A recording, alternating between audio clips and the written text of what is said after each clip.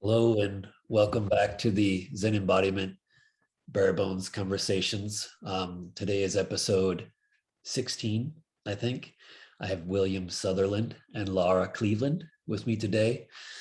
Two people I've been working with for the last year or two, and they've been really interesting practitioners. It's been really great to get to know them. Laura was I think the person who first initiated these classes that we started right around the pandemic, and I've just gotten to know her and her process and practice, and that's been really a wonderful exchange.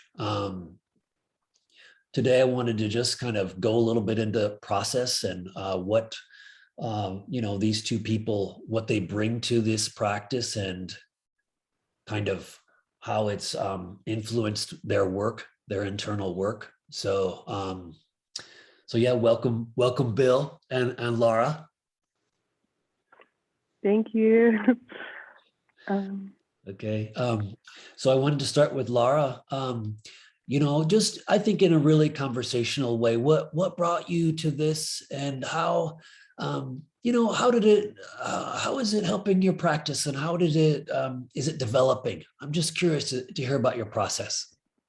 Yeah. Well, first, thank you so much for inviting me, Corey. And it's such an honor to be in this conversation with you, Bill. It's been wonderful to be in class with you and get to hear your wisdom and hear about your path. I think one of the most amazing things about your classes, the practice is maybe first, but then also this sense of the community that's gathering around. It's just really deeply interesting, really inspiring practitioners who have brought the practice into their own lives in really, really inspiring and encouraging ways. So it's been wonderful. Yeah, I guess it's been about 2 years. Is that true? Time is so strange now. But that I've been doing these practices with you kind of on and off through so many different of my life transitions. In San Francisco, and then at Koren, and then in Madison, and then in Vermont, and here.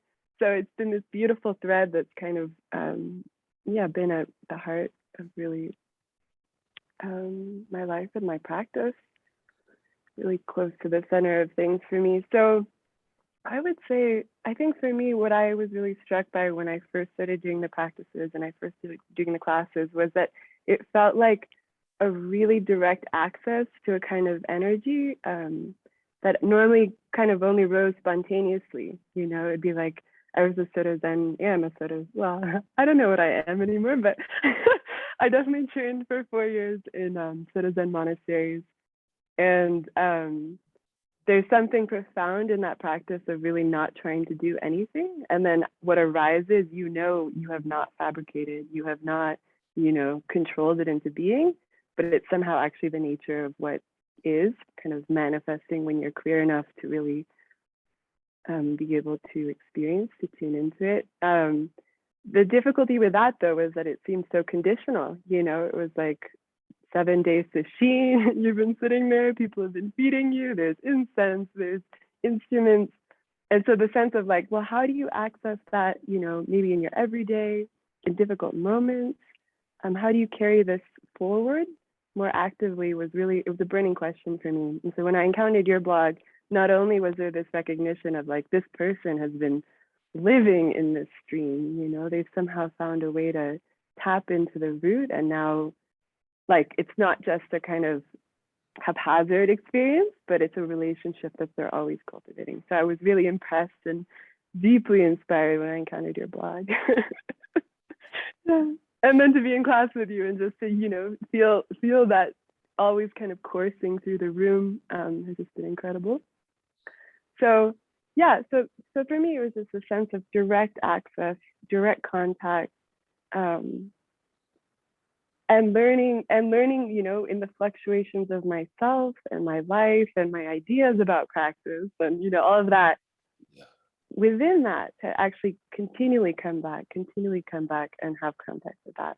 And in a really like not conceptual way. It was like, my ideas of Zen are always shifting. I'm always thinking it's, this is the training is, this is what practice is, this is what Zazen is. And even as that all is moving, and will probably, move for quite a while, it turns out when you just, stand with your arms kind of a little bit open, and you kind of sink into your kwa, and you feel your feet, and you just don't do anything except for really be in that experience for 5-10 minutes.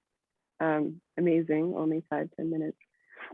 Yeah, that something starts to open up, some kind of heat starts to develop, and some relationship with reality starts to kind of open up. So yeah, that's a little bit. Yeah. Love it. Great. Love it.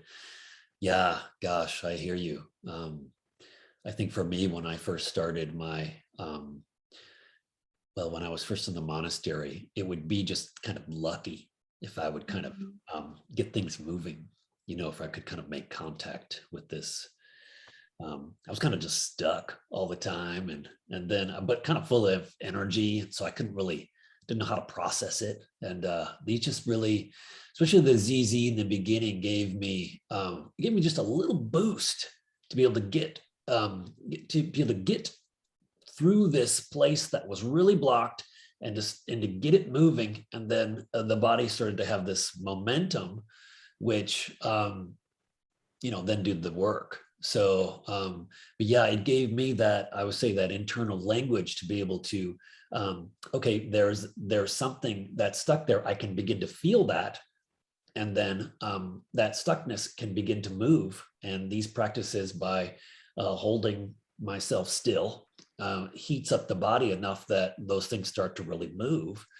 Very basic, and what we say kind of blue collar, but yeah, they kind of just work. And it's pretty shocking, because not a lot of stuff works, all these ideas out there, like do this fancy thing, but very interesting for me. Yeah. I really can't wait to hear about Bill's story, because I feel like so I'm impatient for that. But I just wanted to add one more thing, is that the non-directed movement, I find so powerful. Like after we do 5-10 minutes of non-directed movement, and not always, sometimes things are a little bit more stuck than other times, but the last few times that I've been doing it, just struck with a sense of like, I feel like this is the relationship with reality that I always want. And somehow, like, I'm not sure why it's so difficult to feel that all the time, or to engage all the time, but that there's some sense of, yeah, I don't know quite how to put it, but I feel so deeply nourished after, just by letting reality be itself, letting myself be myself, allowing myself to express in whatever way my body wants to that day, to kind of, yeah. So it's deeply mysterious still to me what's happening in non-directed. I feel like, yeah, I'm getting better at like learning how to listen and learning how to let go, and really just trusting whatever is happening. But yeah, I just wanted to add that too. But. Wonderful. Thank you. And how about you, Bill? Let's move, and then maybe we'll chat a little bit. Please, Bill, let's hear a little bit of your process, please. Yeah, it's interesting that the three of us today, because as far as the Energy Collective and the work there, you guys are my origin story, because I heard about Corey's work through the Stoa interview that the two of you had done, and it just popped up on my YouTube feed. And like any YouTube feed, there's so much information coming through. Most of it is ignored, and although I've listened to a few Stoa podcasts, I'm not even a regular listener of things. But I don't even remember what the title or the subtitle was for the talk. But I felt compelled to listen, and if you ask me now what you guys talked about, I can't remember even a single detail of the conversation, but I listened to it in its entirety from beginning to end. I don't know if it was over an hour, it was a long interview. And in the busy world, I'm personally, prone to the first 10 minutes or the 15 minutes in my attention, and I've been attention deficit my whole life, so it often goes. But here I'd listened, and there was of course some relational commonalities. I had lived in Japan for 2 years, and I schooled there in high school for a year, and had lived in karate dojos, and been part of like living and practicing in the dojo, and at other times I'd gone back to study a certain healing tradition called Seikijitsu with the master healer Osumi Sensei, who's since passed. But so there's those, there were those commonalities, but I wouldn't even say that was it. It was really speaking to, there was a kind of attraction, and I can't even really articulate what that was, that I just wanted to reach out and make a connection, specifically with you, Corey, and the work in the community. And so I did, and cold call emails are always a weird thing, because you'll never know how that will be sort of received. And we had that initial conversation. And but in the later, now that I'm, in the last number of years of my life, I've learned to trust that feeling, that, that sense of some sort of rope that reaches out and says, follow this, go with this. And that really was simply it. And then sort of after the fact, filling in the details, like what is Zhan Zhuang? Like I've been in martial arts for a number of years and other movement traditions, but I wasn't aware of Zhan Zhuang, although aware of Qigong, right? And so, again, there was some intrigue in looking at what that is, and what is this non-directed, as you wrote about it on your site.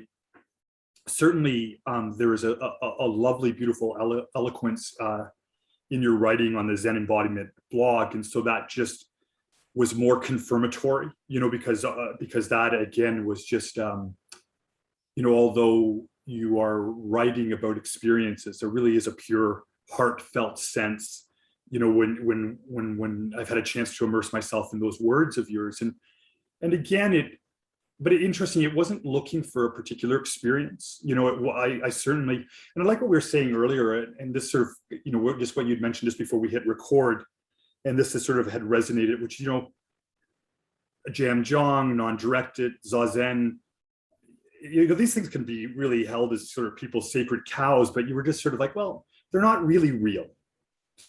Sitting, standing, but this notion of a modality or a technique or a methodology to get somewhere, I just like the idea that it's just a chance for reality to express and be expressed on its own terms. And, and I love that you love it in that way. And I think that in some sense, that was the essence of that type of attraction, right? To be with people that are simply immersing into what it is as it is. And that's so freeing.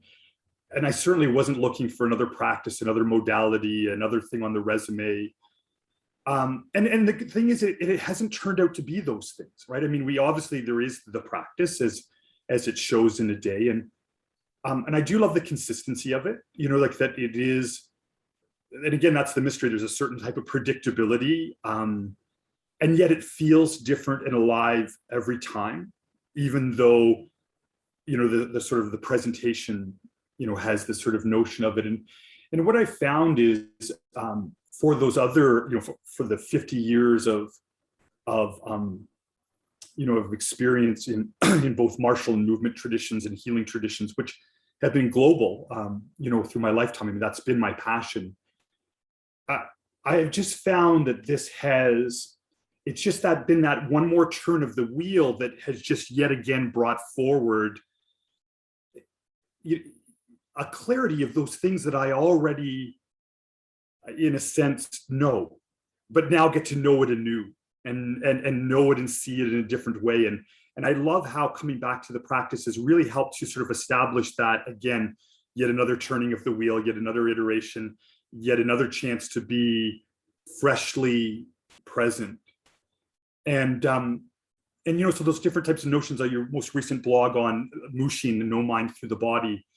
But really too, I mean, in that same sense, I really love the idea of Shoshin, like of that beginner's mind, right? I mean, there really is just something so lovely that each time it's like, oh, we get to come back anew. They're simple. Like there's nothing like, I mean, you can't get technically better really, at the Zhan Zhuang after a certain point. I mean, there's always the calibrations, continuous calibrations, 1,000 misses in every 30 minutes of practice, 1,000 coming back to a target that, and often never hitting, but lovely, or the non-directed, just being in the flow of, of this. But I find that just brings it back to such a sense of this moment, and I'm really quite grateful for that. I think I'll pause there. I know you were asking about my background a little bit too, and maybe we can go there, but I just open it up to the sort of reply or conversation there.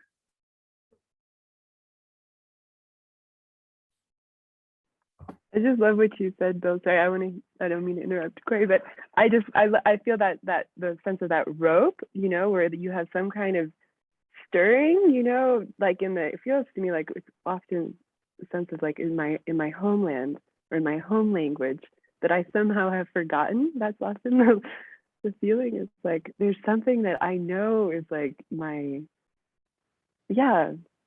homeland, my home language, and yet somehow I've kind of forgotten it, or I'm not always there. And so then sometimes people speak in that language, and it's not even quite about the words, although sometimes the words are, you're like, wow, that was really precise. I didn't know that someone could actually put that into words, but it's somehow this sense of, and that when you kind of leap, when you feel that, and then you take the leap, then you have this magical interaction where everyone's living from something much deeper. The kind of thing that's drawing the community together is, something mysterious. Wow. Yeah. Love it. The back in my monastic days, the most creative and rebellious people I've ever met have been people in this crazy dojo, this monastic scene, and they're we're all there doing these this formal life. You're there and you get to the zendo on time, and you wear these clothes, and you have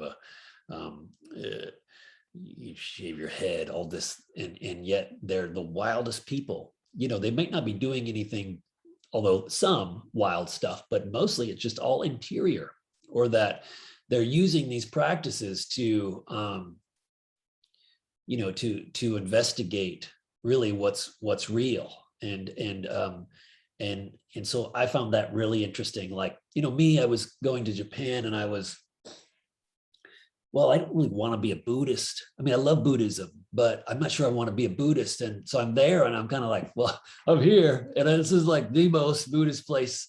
But it was like, okay, that I was this wild person in the midst of this scene. And so I think that's part of what I love about these practices, are that they're about investigating, what's real, and using maybe these forms to dive into that and explore.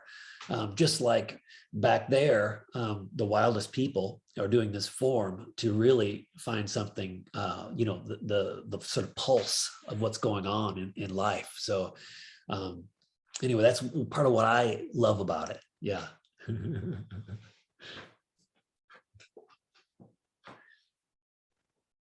Yeah, please.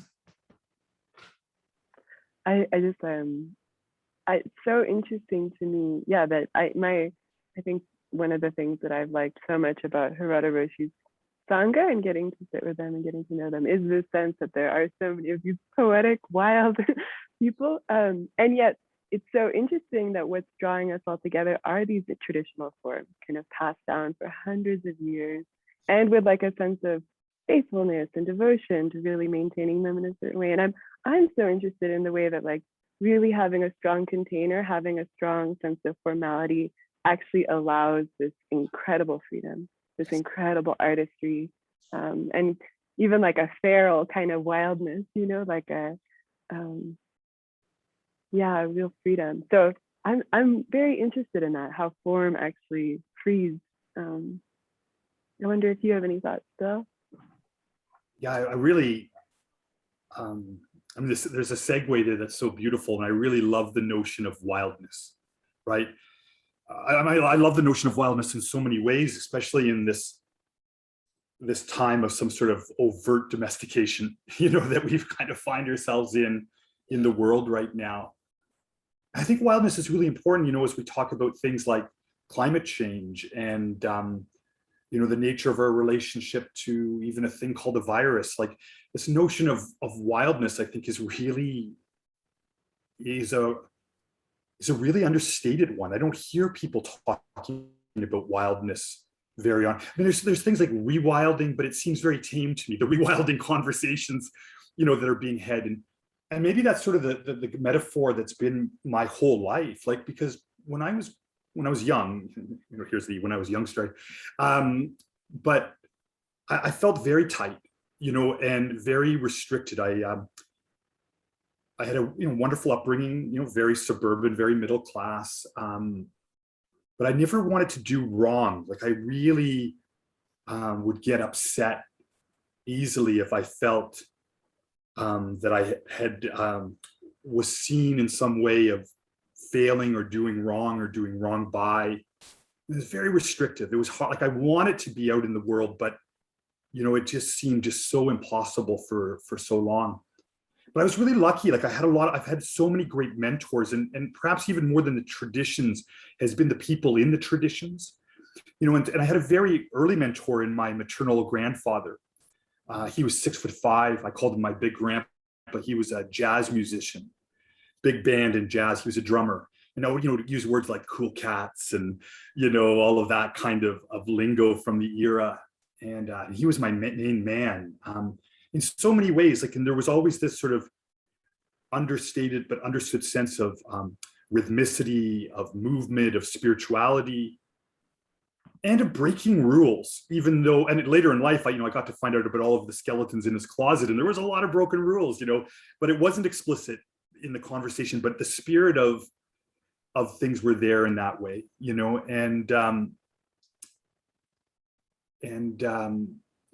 so then I got very lucky. At 14, I met my first karate instructor, a man named Brad Jones, and soon after my second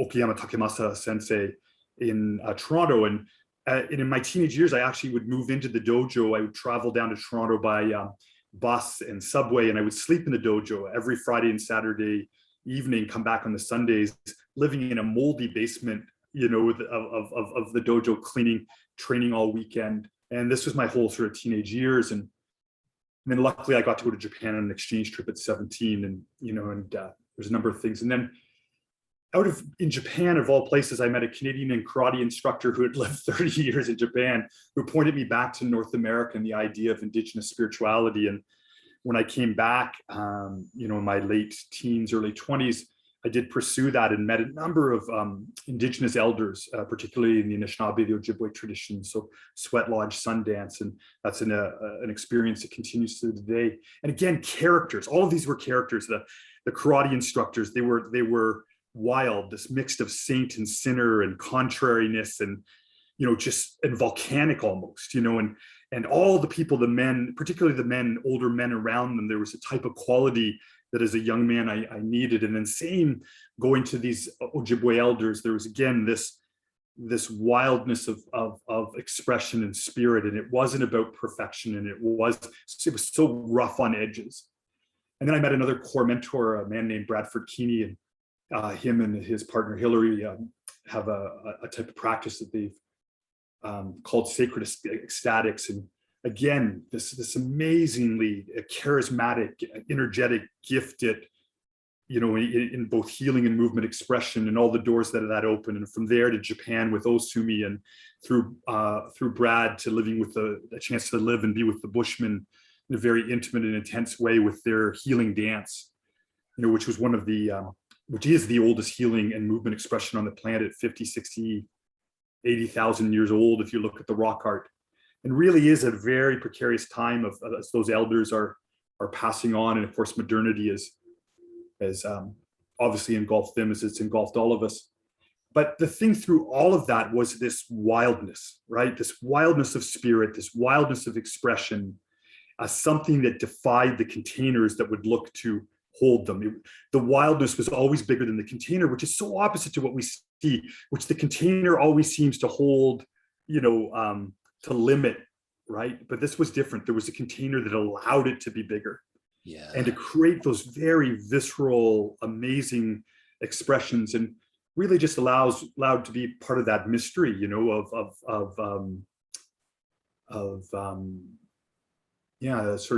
really feel the mystery of being. And I guess that's really it, of being moved, right? To be danced, to be sung, to be, to heal and be healed, but not in a sense of,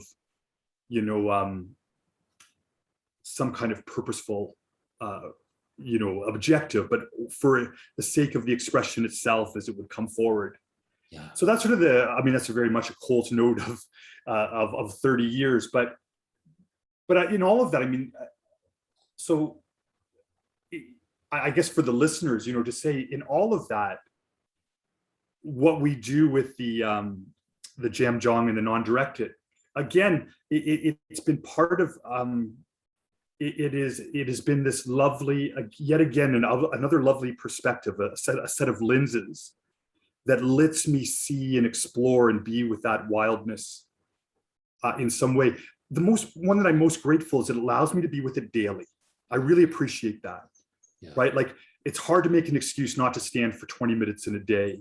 And even in that 20 minutes of just, whatever it be, sure enough, by the end of it, it is flowing and moving. 40, it's really cooking. Give myself an hour. Corey, I've often said, what would it be if we could do this for 4 hours? What could it be if we could do it for 4 days? Like, I can't even imagine, if we could get that kind of cooking moving. But somehow, although I've talked about these different people and different traditions, I really see them as a unity. Yeah. And yet again, this practice, this community that you've birthed and hold so well, has just really helped me again see that unity once more and see it even more clearly in my life. One last little thing is that one thing I've actually tried to, in many ways, inquire into and move into years was Zen. Since I as a teenager, reading the 3 pillars and saying, this is what I want to do. I had plans, many plans, and everybody, even my wife will tell you this, that I was going to be a Buddhist monk in Japan practicing Zen, and it never happened. I blame my attention deficit. and it's like, if you ever saw that movie Up with the dog, it's like squirrel, and off and moving to the next thing. But there's an irony, which is, since starting this practice with you, I've actually now been able to sit my Zazen. And I've actually made that a part of my day twice a day now. And I've found a regularness in it that I've never been able to find before. And so I know a lot of people have come into the Zen, through your Zen Embodiment blog, and to this practice through Zen practice. But I'm kind of odd in the other way, that this practice has allowed me actually to find my way into Zen. So, I think that's, and I find that just very, very fascinating. So yeah, I'll leave it there. Love it. Love it. Thank you. Sorry, I had to move. I was in the classroom and I didn't realize the class was going to begin. But I just loved I feel like what you were saying though, and this, I feel like there's this kind of faith that I'm really interested in, which is more like, it's not like a belief. It's not like, I believe in blah blah blah. I think this is the way the divine or the emptiness or Buddha works. It's more like, when I let go, when I release, when I just ask, what is coming forth? How can I most deeply listen, most deeply receive, without adding anything extra? That's like, that life in its deepest sense will emerge, And it's just, it feels more like falling backwards, You just like continually just let go of the reins. And that to me feels, kind of at the heart of it. And then I think I had to learn, like, well, sometimes I let go of the reins, but I'm actually not letting go of the reins. I'm kind of turning away, or, there's all these ways in which we don't actually, for me, I think it requires a little bit more activity, a little bit more vitality and clarity and suppleness than my kind of more dreamy temperament might imagine letting go of me, So but yeah, for me, it's a question of like experiential faith, like, and it feels much more like a listening. Yeah. Thank you so much for sharing that, Bill. It was really beautiful. I think, when I started my practice, I think there was a part of me that knew there was a freedom. There was, I knew that the universe was kind of on my side, but I really didn't feel that in general. I felt blocked off, or I kind of felt like in a cellular way, like the world was sort of against me, and maybe not intellectually, but I felt that in my everyday being. And so through there's these practices, I think for me, they gave me, by especially letting go, this sense that when I let go, something deeper does guide me.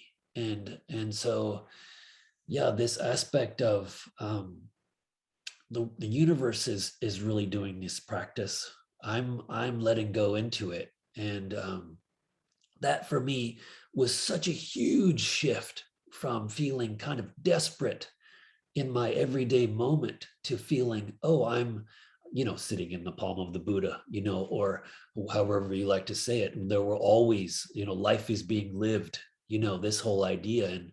And obviously, that's a whole process, a whole maturing process of really letting that happen. But those big openings that show us that, and over, and then just again being at that feast every day and seeing, okay, can I let go? Can I allow this process to mold me? And so that's my sense of that kind of faith, that and how can I become a little better at, a little more sophisticated? I think I've got it, and then I'm kind of, where am I going? Or yeah, right, you kind of turn away, or and so you become more sophisticated, more adept at feeling what's going on, and no, maybe I won't go down that road, or I won't as I say, I won't go for the home run. If I go for that home run, I'm going to be in a bad place. So these practices, they give us an ability to interact with what's happening, and with this, for me, this bigger process going on. It's given me this faith that, and that's really what I'm trying to. My kind of mission with this stuff is there was a part of me that really felt I needed to share this. I needed to communicate this. And so this group and these practices, they've given me an opportunity to be, to just work with people. And yeah, it's been miraculous. I think that the group has gotten going, and it's such a wonderful, supportive group.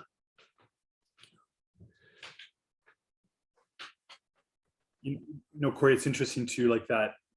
Well, and Laura, you were talking about the notion of letting go, but I've, one other sort of way to come at that I've really appreciated, and it's taken me a lot of decades to appreciate, but like this, and it almost seems cliche, right, in sort of the Zen talk of things, but that notion of nothing to strive for, right, or nothing special, right, that, part of my whole makeup in that wound up nature was I've always there's been a striving towards or for something.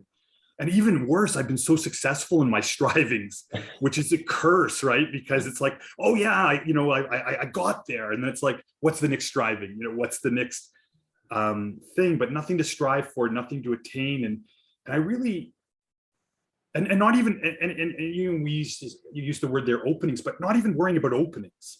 Like there's something so inviting about this practice that it just is simply what it is. Like there is, get into your body, right? Like, and it's not even there's not even a striving to get into your body. Your body is just offering itself up in the living moment of, the context we find itself in.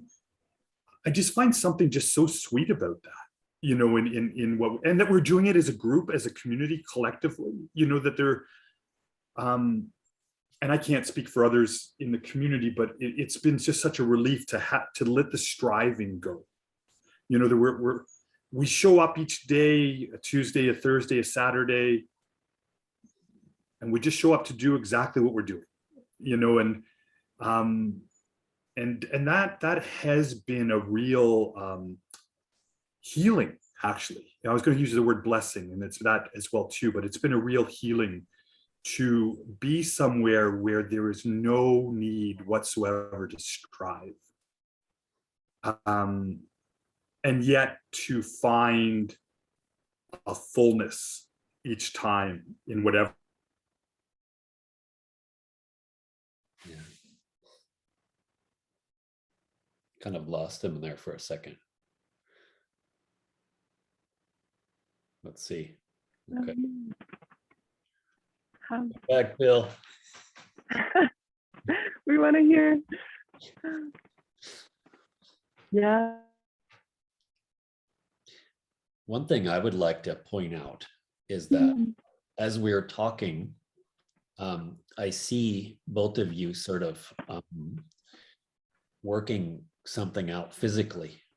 You know, as we're here, I can see both of you sort of this conversation is on sort of your body sort of wanting to unwind, and there's right here as we're doing it, I can see, and I remember one time I was when I was first starting my Buddhist practices, I went to see a Tibetan teacher, and I was there and I was in the audience, and I was sitting there, and you know, they were talking, and it was a little complex for me, but my body started to sort of, you know, I'm moving. I want to move, but I feel like my body is reacting physically to this, and so I think that's really interesting for those that have we have a physical reaction to this stuff, you know, and you know, and even these conversations that it can come across this screen, we can, in just talking, our body starts to be filled up by this process, this field they call ba in Japanese. And I just think that's really interesting that we're here talking and we're starting to start processing physically. Okay, I'm letting this through me. And I think it's really interesting, you know? It's fascinating, yeah. I mean, I think I was thinking like, oh, good, he's back. Oh, good.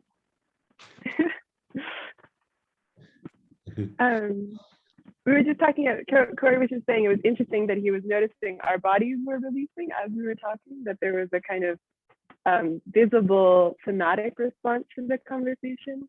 And I was, oh, please. No, finish, Laura. I want to hear, tell me what you're saying. Yeah.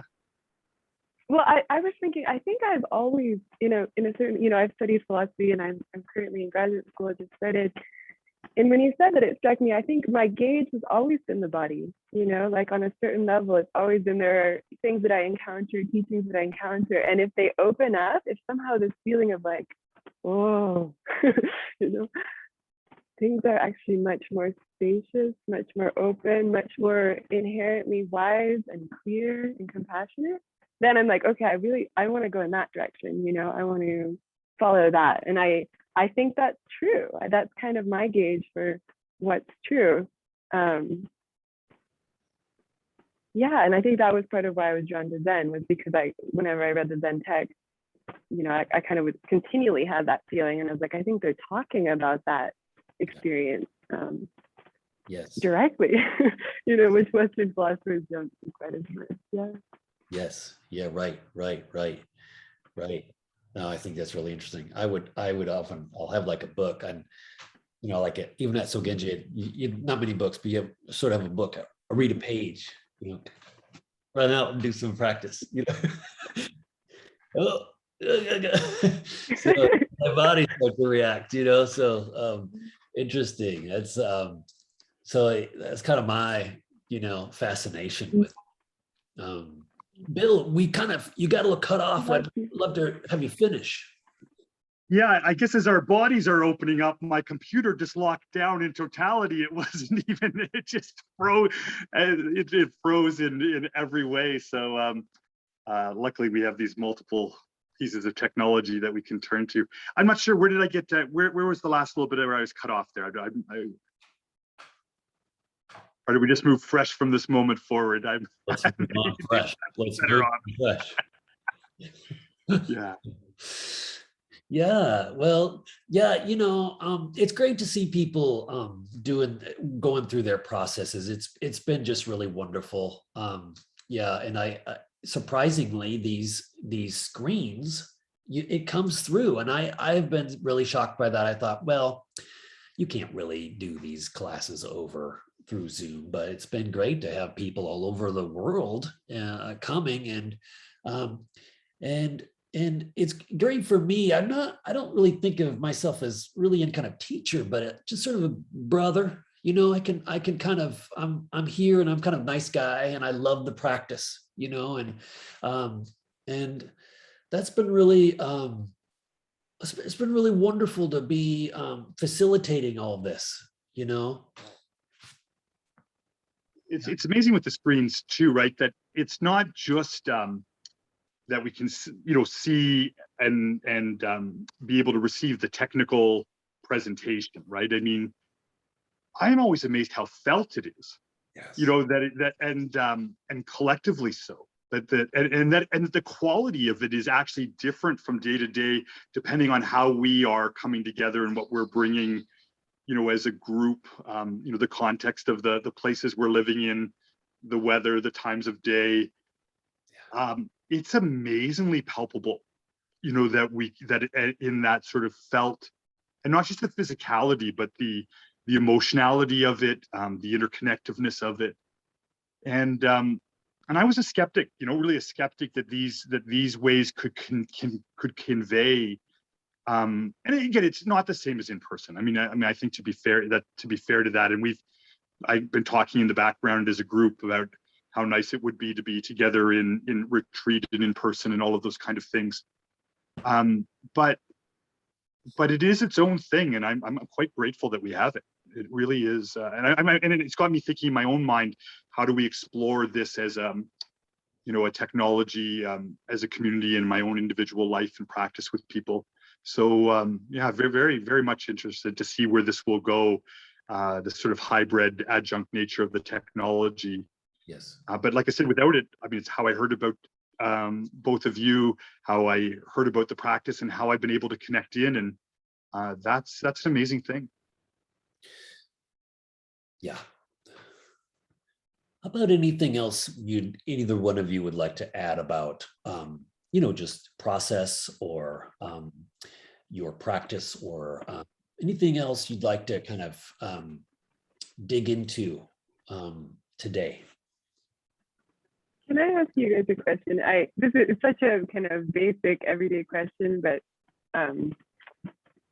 yeah, it feels very alive to me because I've been out of the monastery for just about nearing a year, I guess, at the end of the year. But I'm just wondering, how do you guys, what is it like for you to approach your everyday lives, your responsibilities, your relationship with your practice? What does that mean to you? Like, how do you do that?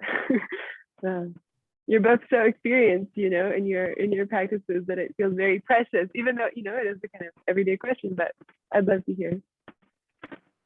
Bill.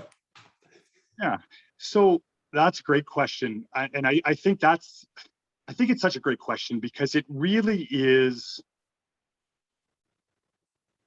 I think ultimately what we're all wanting to fall into, right? That these practices are gates and doorways so that we can just fall into the full, both the mundane and the wild living of our lives, right? I mean, that, in each of those moments. And I don't know, there was never a specific moment where that shifted and changed, but it is always shifting and changing, where this is always infusing and informing, fly on the screen, informing my life. Where do I see it really palpably? I'm a physician, and right now I've done all sorts of general practice and hospital and emerge work, but now I'm doing mainly mental health based work and psychotherapy.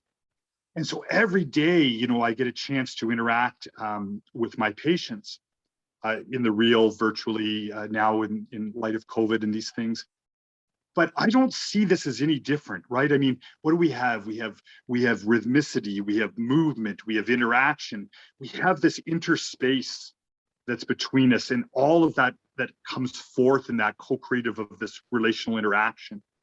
I see all of these things as a kind of, part of that great dance every day. I really love the Bushman tradition. They call it the great dance. And I see all of these as part of this great dance of my individual life, but the collective life of the relations in my life, and, and being part of a living world. And so, it pops up in all sorts of different ways, like even the nature of our conversation today, right? As we go back and forth, as we try to find our resonance with each other, as we try to come to a coherence.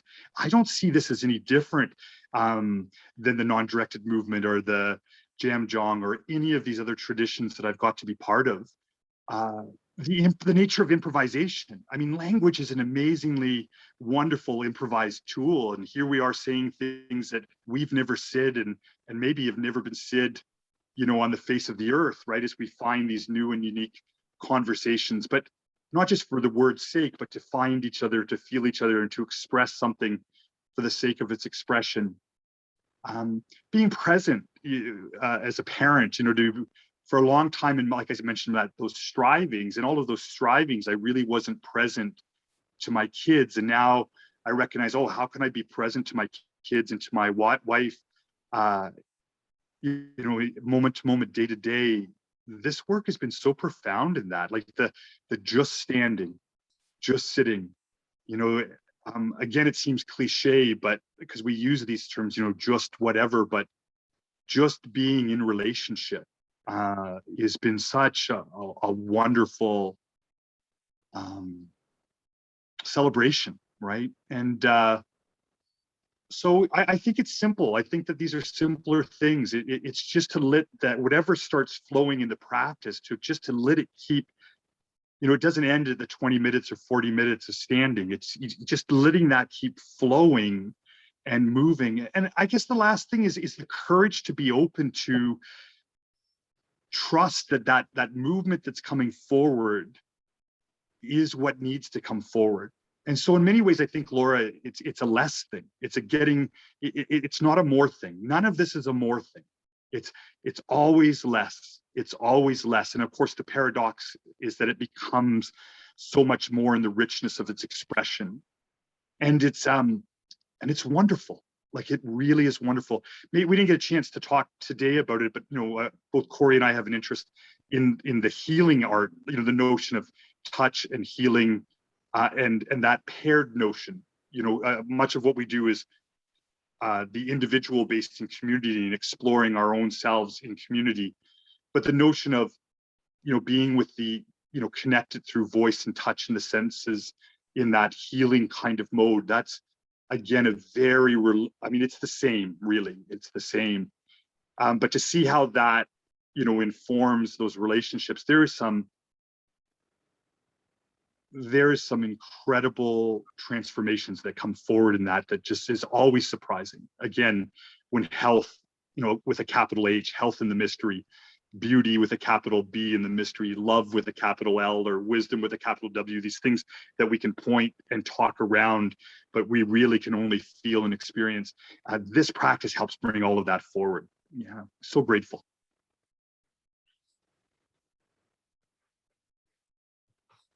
Well, that was beautiful. I don't know that I have a lot to add to that. Now, I had some big openings when I was in Japan, but I wasn't really ready to live that. I wasn't really ready to be that. You encounter this great life energy, and it sort of changes you, but doesn't mean you can kind of live that,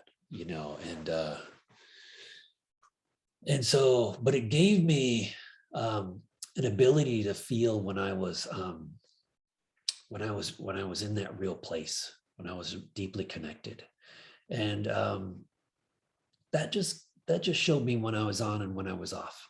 and it still just shows me when I'm on and when I'm off. And you know, that's very clear. I don't feel good when I'm off. I feel disconnected. I feel clogged up. I feel clogged up. And so the practices are a way to open up, let that through. The relating with people, they're a way for me to open up, to connect, to let that through. My healing work is a way for me to navigate and explore what it is to hit that authentic place. And I see where I'm off. Oh, and so it just makes me more and more. It drives me towards that authenticity, towards that just being real, being in that place. It's not special at all. It's really just, how do you harmonize? How do I harmonize with this? And yeah, so that's what I do. That's what I do. So with my family, same thing. How do I be with my kids? Feels like I'm meeting them. There is this field of quote unquote them and me, and I make that situation harmonize. That's what I do. I let that harmonize, and I have a physical way of doing that, energetic, if you want to say. And same thing with my wife. You know, there I am in the way. There I am blocking the situation. You know, and how can I make harmony? How can I find that great life energy to harmonize and get out of the way of it? It's really simple for me. They're all kind of just the same thing. They're the same thing. And it's a physical thing, you know, my body. How do I open up to it? And that's really just this, it's just a different version of all that fabric of the same thing. Yeah. Does that make sense? Yeah. And Corey, if I can just, again, just in response, I love that, again, call and response. I mean, there's something so lovely when it moves back and forth. And, you know, again, in that strivings, right? For so long, I did strive for, you know, some fantasy or notion called Satori or Kensho or realization or actualization or some magic of my own conceiving. And I can say confidently at this point in my life, I don't know what that is. Yet in saying that, I've never been more okay with that. And it's just like what you said. I know when I'm muddled and out of connection. And I know when I'm clear and I'm in relation. And every moment, and again, it goes back, you know, to these practices and to these experiences, but not to those things at all either, that it's just coming into that tuning, that resonance, that calibration, that clarification of this moment with these, you know, with life in all of its relational form, and you know, just humbly trying to, not even trying, just humbly opening to what it's asking me to open or calling me to open to. And that really is the beauty of all of this, you know. I hope that, and maybe that sounds wordy, but I think it's just it's just actually true.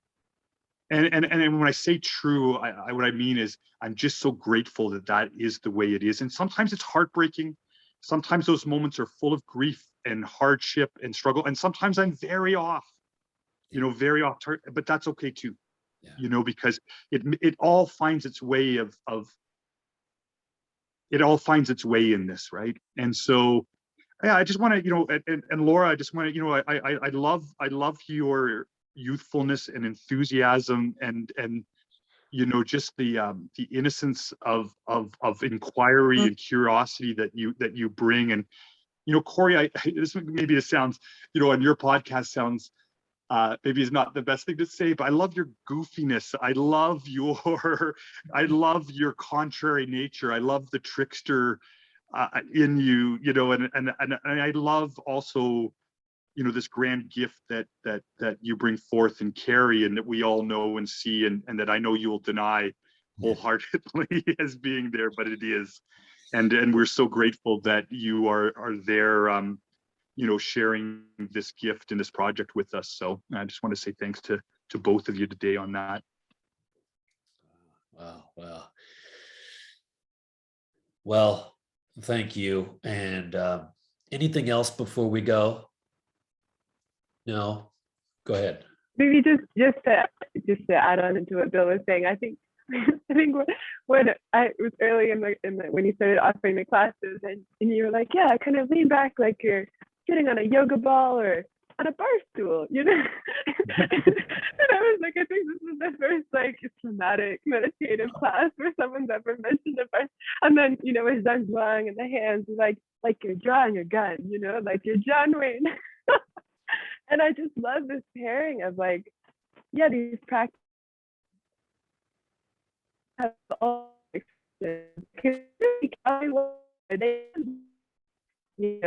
mental yoga, there's this whole range of expressions, like that it's not just one way, and that it can include, all these flavors. I just really appreciate that about you. And it makes it feel really human and really real. Like it's not in the kind of glossy, spiritual ideal world, but it's really this blue collar, like we're all human beings and we have these intuitions, these glimpses that there's another way of relating than maybe we've been conditioned or kind of are too scared to feel into. But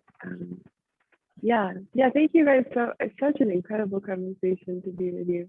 A really, really illuminating, really nourishing, really inspiring. And I feel like the faith to continue practicing, especially, sometimes, there's difficulties in training and the moments where I'm like, is any of this real?